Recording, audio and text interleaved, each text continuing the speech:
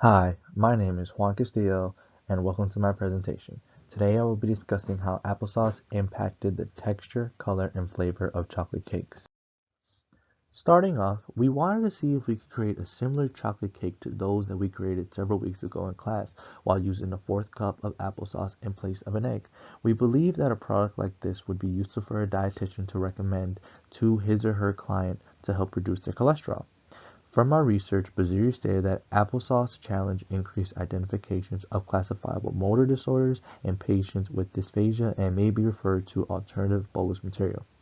This shows that applesauce is also useful in terms of digestion to patients who need to be on a soft texture diet. One of our goals and main motivating factors of this experiment was to produce a product that was similar to the original in almost every aspect. We wanted a product that could pass as a generic version of the original. Another point from our research was that Hayek stated that by replacing fat in foods with fruit and vegetable-based ingredients like applesauce, it would develop in the aid of overall reduction of fat intake and increased consumption of fruit and vegetables. We felt that if we applied the same logic to our product, that it might get people to eat more fruits and vegetables while being more self-aware of what they're putting into their bodies. The last point that Hayek makes was applesauce could be an acceptable fat substitute in baked goods, thereby adding health benefits and nutritional value to baked products and contributing to the reduction of obesity. Again, we wanted a product that was sweet, that would be a sweet treat, but also provide healthy benefits to the consumer. This would make a great product for parents to give to their children or for people who are on a diet and want a healthy dessert. Overall, the purpose of this diet was to see the impact on texture, color, and flavor of chocolate cakes with the replacement of an egg. For our research methodology, we decided to go with a quantitative experimental design since we felt numbers would showcase and represent our results better than a qualitative experimental design. My partner and I also decided that two replications would be better when presenting our results visually for our dependent variables. The reason we decided on these three dependent variables was due to the fact we thought they would be affected the most by the unsweetened applesauce. For example, since the applesauce is darker than an egg, we inferred that the color of the chocolate cake would be affected. Also, since the applesauce is a different texture and consistency than an egg, we also inferred that the texture of the chocolate cake would be affected as well. We were unsure if it would make the chocolate cake fluffier or denser. Lastly, my partner and I decided to pick the overall flavor for our last dependent variable. We selected the flavor because we wanted to see if the flavor from the unsweetened applesauce would carry over into the chocolate cakes, or if it would produce a flavor that was similar or different from our control variation. This slide is just to reiterate the curiosity that we had before we performed our experiment.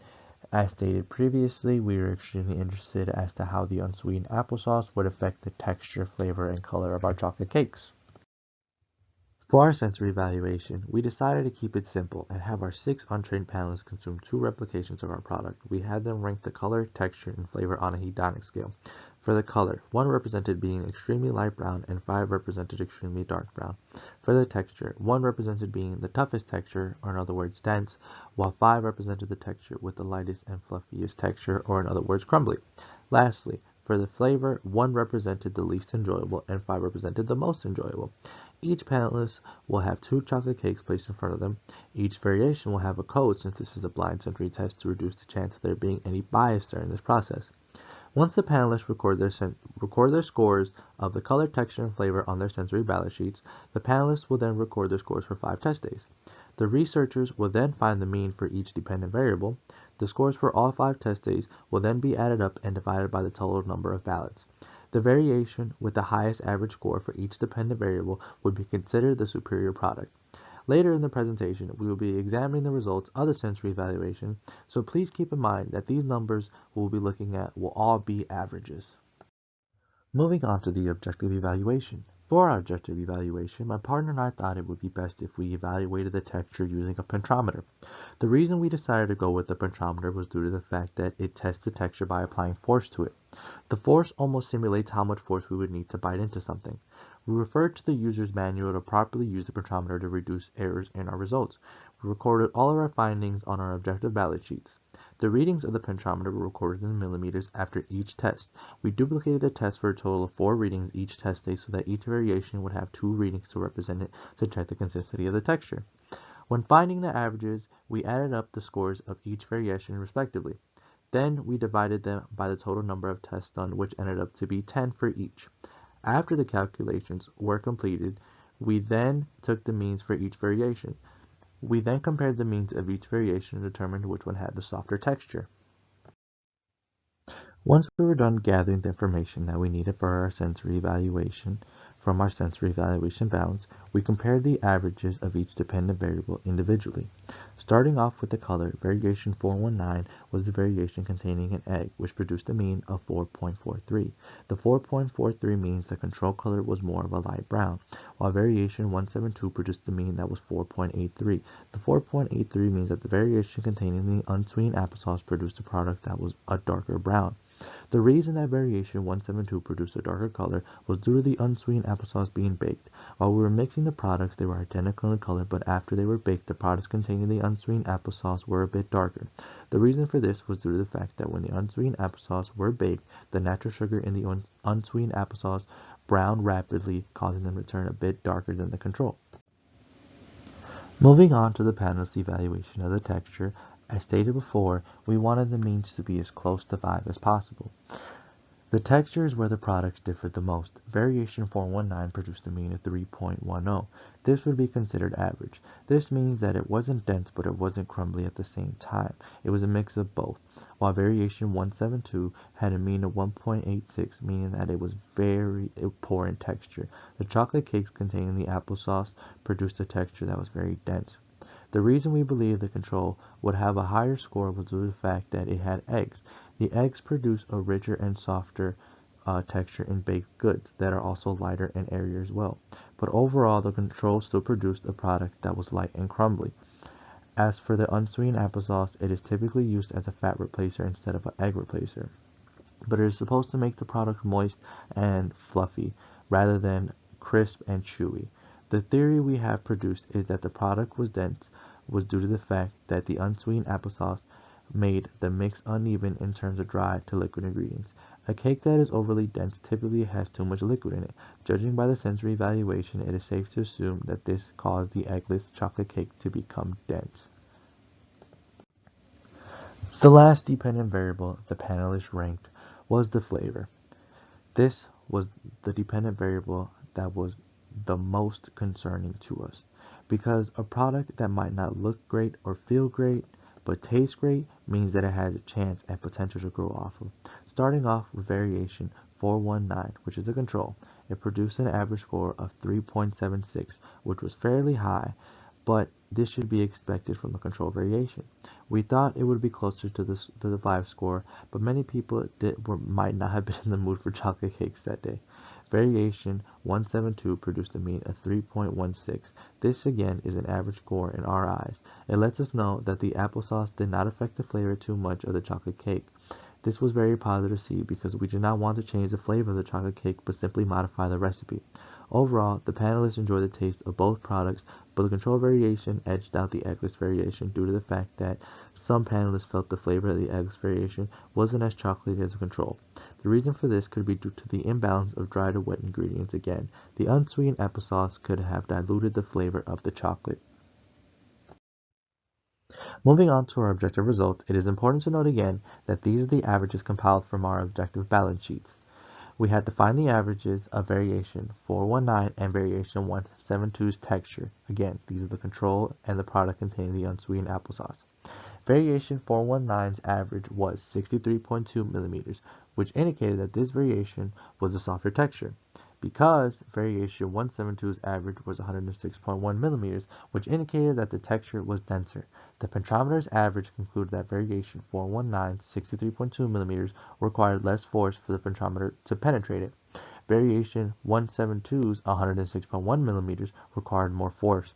The reason the chocolate cake containing the unsweetened applesauce was more dense could possibly be due to how the unsweetened applesauce was mixed in the batter. The applesauce could have created an imbalance between the dry and wet ingredients, causing the product to become denser. The reason variation 172 had a softer texture was due to the fact that it had an egg in it. The egg plays a very important role in cake batter as it contributes to the structure of the cake, as the proteins from both the yolk and the white strengthen the structure of the cake. For our research limitations, I believe that we were limited on the time we were given. And by this, I mean in terms of being able to spend as much time testing our products as we would have liked to.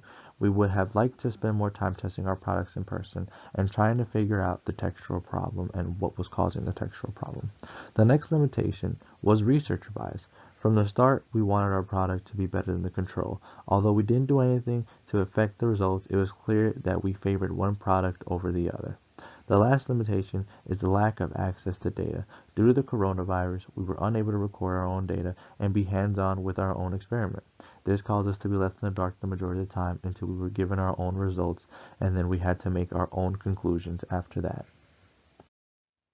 Some of the extraneous variables that could have affected our research include the oven temperature. By the oven temperature, I mean it possibly not being hot enough or it being overly hot. The older cooking equipment get, the higher the possibility there is of it malfunctioning. The next variable we were unable to control was the temperature of the room, as well as the humidity. Both of these variables were out of our control. Possibly, if the room was a different temperature or our ingredients were at a different temperature, the results could have been different. For example, whenever we went to use the pentometer, our chocolate cakes were still hot, making them softer. This possibly affected our readings when using the pentometer. If the room was possibly colder, it could have affected, again, the texture and the temperature of our products. Lastly, there could have been panelist bias. We could try everything to prevent panelist bias, but someone could have influenced the other panelists in the decision making. For example, if one panelist didn't like the color of the chocolate cakes, they could have talked to the other panelists and influenced their decision on when to rate the other variations. After reviewing the results of both the sensory and objective evaluation, it is easy to see that the chocolate cakes prepared with unsweetened applesauce were affected in color, texture, and flavor. In conclusion, although it wasn't better than the control variation, it was an acceptable alternative, which was the goal. The unsweetened applesauce created a product that was slightly different in color and flavor, but still very enjoyable. The only main difference was in the texture. The unsweetened applesauce produced a texture that was almost unenjoyable to some and was clearly inferior in terms of the control. In terms of who our results would matter to, my partner and I came to the conclusion that the results would be great for a dietitian and a food scientist. A dietitian would recommend this eggless cake to a client with high cholesterol to get them on the track to lower their cholesterol. A food scientist could possibly look at these results and see that we created a product that was almost identical to the control in every way minus the texture. They could find ways to improve on the texture. And once they find ways to improve on the texture, they could release a generic version of the chocolate cake and possibly promote the fact that it contains unsweetened applesauce. It could possibly become a hot new food trend and people could really buy into it.